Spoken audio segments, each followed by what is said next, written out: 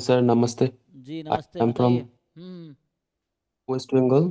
तो आपसे यूट्यूब से मैंने देखा था। हम्म तो मेरा डाउट यही है कि भाई एग्ज़ाम बहुत पास आ रहा है, गेट।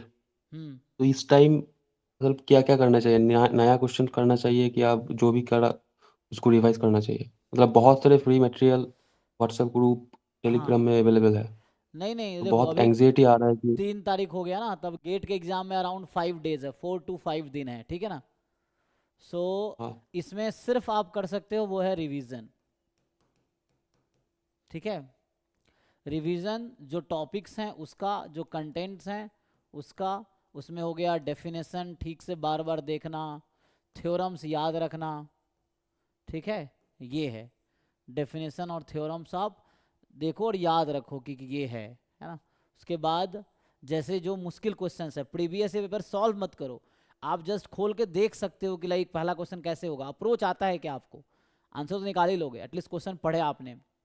जैसे दूसरा है कि आप पी वाई क्यूज, क्या आपके 100% कमांड है, पकड़ है, सॉल्व करने की जरूरत नहीं है, सॉल्व करना चाहो कर लो, जैसे मैं कहता हूँ 4-5 बार तो सॉल्व कर ही लो, कम से कम ये है कि आपको दिख जाता है। स्पेशली जो डिफिकल्ट क्वेश्चन, मान लो आप पेपर उठाए 65 क्वेश्चन है, रीड करो और मेंटली मतलब खुद से पूछो कि क्या आप इसका आंसर कर सकते हो।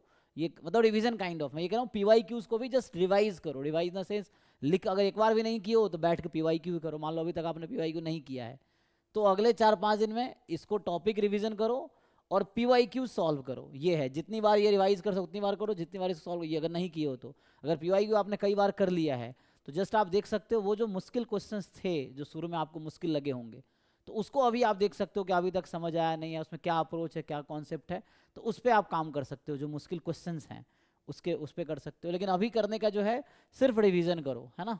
ये लास्ट के 4-5 दिन में क्या है, सिर्फ रिवीजन कर सकते हो आप, कि जितने शुरू से जब प्रिपरेशन आपने शुरू किया उससे अभी तक क्या क्या पढ़े, जो क्वेश्चंस की अगर आपके पास बना हुआ है तो उसको आप पलट के देख सकते हो कैसे हुआ था, या माइंड स्टॉर्मिंग होता है कि लाइक कोई क्वेश्चन देखे आप फिर सोचो कैसे करोगे, मतलब एटलीस्ट अप्रोच आपको पता हो, अप्रोच अगर पता है तो आप कर ही लोगे कैसे होगा, यही है।